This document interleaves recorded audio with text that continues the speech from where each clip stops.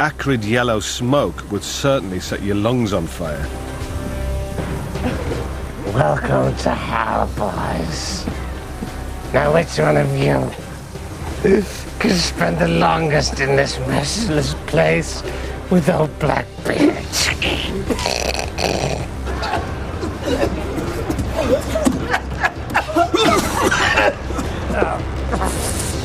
Bunch of blithering ninnies. Morning, Con.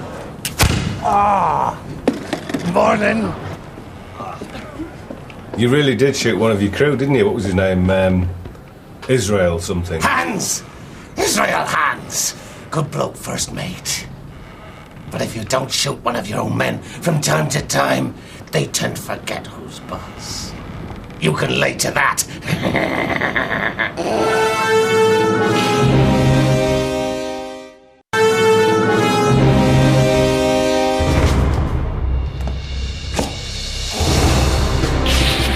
The pirate, Captain Blackbeard, commanded huge respect amongst his men. His seamanship was second to none, and his battle tactics were good enough to take on a well-armed ship of the Royal Navy, something no other pirate had ever done. He could drink anybody under the table with a capacity for rum that was legendary on both land and sea. Blackbeard and Benjamin Hornigold were the most famous pirates of the early 17th century.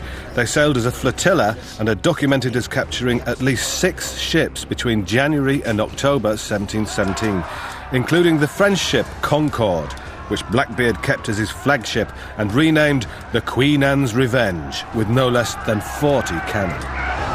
So what sort of weapons would you carry with you then? Well, there's your standard pirate's flintlock pistol. About as useful as a one-legged man in an ass-kicking competition. It's not loaded, is it? Not now. Now, this little beauty. It's a bit small, isn't it? I mean, I would have thought a bloke of your size would have had the biggest sword going. You've never been in hand-to-hand combat, have you, boy? No. Well, it can get rather intimate, especially when you've got 40 or 50 blokes all trying to kill each other in a space not big enough to swing a bald-headed cat. Fighting in the cramped conditions below decks must have been a confusing affair, but there's no doubt the short sword would have been a very effective weapon. Your long sword's a clumsy weapon, mate. More trouble than it's worth, especially up on deck. You see, you're gonna start waving and swabbing some saber around as you spend the next 3 months fixing all the rigging you've ruined. That's if you haven't slit your gizzard trying to disentangle yourself. Now it's the cutlass for me, boy. Short and to the point. The reason piracy was so profitable at this time was international politics. England refused to allow colonies to trade with other nations, so the people of those colonies, like America, were forced to pay the huge price hikes that the monopoly gave the British. So what could be better than having a boatload of scallywags steal the stuff on the way over and sell it to you at a quarter the asking price? Hence, the pirates found many a safe haven along the coast of the Spanish Main. Sadly for the pirates and colonists, the British government took a pretty dim view of this. In 1717, King George I issued a proclamation offering a pardon to all pirates. Why should they take this? Well, it arrived at the pirates' Caribbean island of New Providence in July of that year, accompanied by 5 Royal Navy ships and the ruthless Captain Woodes Rogers. His motto, "Pirates expelled, commerce restored," remained the motto of the Bahamas for the next 200 years. What do I say? Hornigold was one of the first to sign up, fancying a nice retirement on a plantation. Blackbeard, also hearing of the pardon, sailed into the town of Bath in North Carolina to avail himself of the king's indulgence. So I agreed to pack it all in and give myself up. Did you? What sort of a blithering fool do you take me for? What do you mean then? I told him I'd pack it in. Oh, you lied. I'm a pirate, love. Blackbeard took the opportunity to reinforce the Queen Anne's revenge. He increased the number of cannon to 36 and the crew to 250. After that, it was business as usual, until something totally unforeseen happened to him. Well, actually, it shouldn't have been totally unforeseen if you stop and think about it. I caught the clap. Oh. Of Carolina. Carolina who? Not of Carolina, who, you bloody stupid rat. Up the coast of Carolina.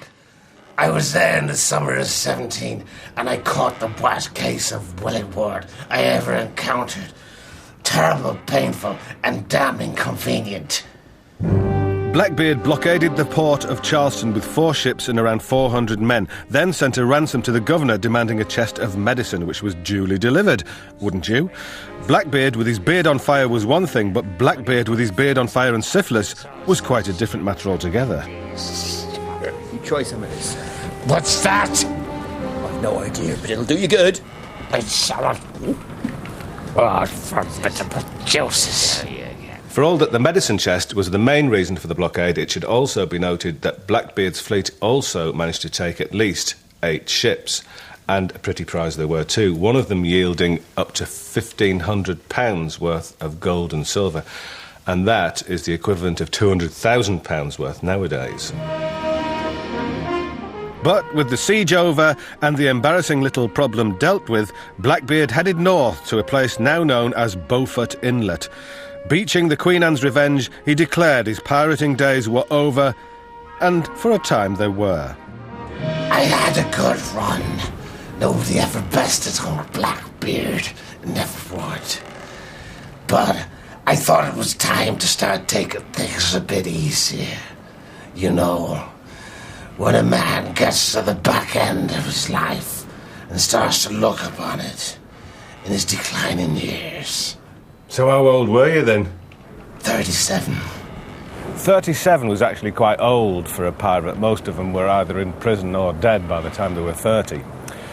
Anyway, Blackbeard claims that he was pardoned around about this time, but whether he was pardoned by the king or by the governor of Carolina, with whom he'd struck up a dubious kind of relationship, isn't clear. In fact, the governor was at Blackbeard's 14th and final wedding. However, it didn't last long and he was up to his old tricks again. Only this time, he shared the loot with the governor. Handy. He gave me immunity. Where's that piece of paper? It's here somewhere. It's all legal above board, you see. There it is. Anyway, in the end it made no difference.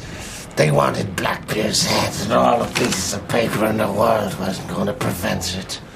They finally caught up with you then? Maynard. Lieutenant Robert Maynard. If ever a dirty, snivelling excuse for a man be gutted, disemboweled, and fed to the fish, it is him. He wouldn't have anything to do with your capture then, I suppose. Lieutenant Maynard had given his word to the governor of Virginia. You may depend on it, sir, for it is that of a gentleman. Most assuredly, sir. The head, no less. Blackbeard and all. He was a cheat. A dirty, snivelling cheat who don't play fair. But, you know, coming from a pirate, that's pretty... He's a cheat. Took me into boarding this ship. Pretended there was no one there. Then they all popped up like rabbits and started shooting all indiscriminate-like. They met at Ocracoke Inlet in North Carolina, and like most fights, it started with name-calling. Damn you for villains! Who are you, and from whence come you? You can see by our colours, we are no pirates. Send your boat so I may see who you are. I cannot spare my boat, but I'll come aboard you soon with my sloop. They mean to board us. Damnation seize my soul if I give you quarter or take any from you. Maynard had promised Blackbeard's head and was taking no chances. When Blackbeard and his crew finally boarded Maynard's ship, they were met by a volley of rifle and pistol fire.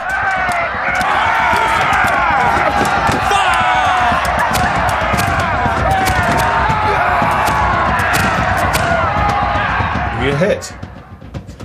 28 times, but nowhere serious, and not before I made widows out of half their wives.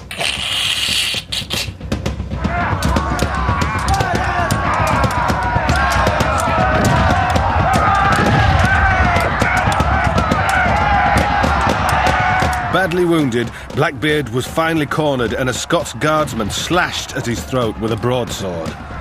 Well done, Paddy. Legend has it that Blackbeard actually did compliment the man who killed him just before he chopped his head off.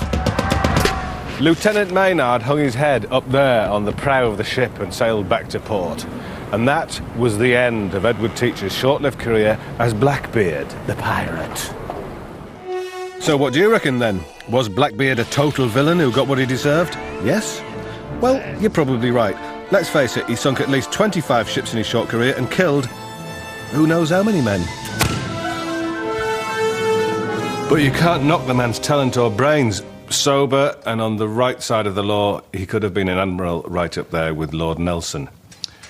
But then we would have lost one of the greatest swashbucklers ever. In fact, the greatest swashbuckler ever. And that'd be a shame, wouldn't it? And Vic returns after the break on Discovery Channel for a whole morning in the Rogues Gallery. Draw your sword with the legendary Rob Roy next.